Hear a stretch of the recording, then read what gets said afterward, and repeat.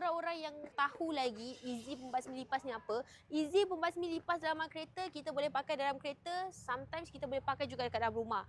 Andai kata dalam stor tu banyak lipas, banyak anai-anai, banyak cengkerik, banyak semut, boleh guna Easy pembasmi lipas dalam kereta. Biasanya korang pakai jenama-jenama yang dekat luar, bau dia bau yang tak best. Easy pembasmi lipas ni dia ada bauan apple, insya-Allah bau yang lembut, bau yang soft yang boleh diterima semua orang.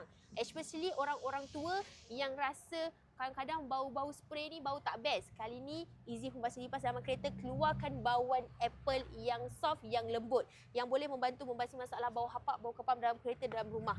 Okey, Easy pembasmi lipas dalam kereta. Jangan risau, bahan organik, water base, pakai dalam kereta, pakai dalam rumah, tak melekit, tak berminyak, tak bercampur langsung. Okey, siapa yang nak pakai Easy pembasmi lipas dalam kereta boleh tekan dekat beg kuning sekarang. Mek Esa letak link dekat bawah. Jangan tukat, pergi payment terus. Jangan ambil satu, ambil dua, ambil tiga, lebih jimat, lebih baloi. Seller tengah buat promosi. Pergi tak dekat beg kuning sekarang.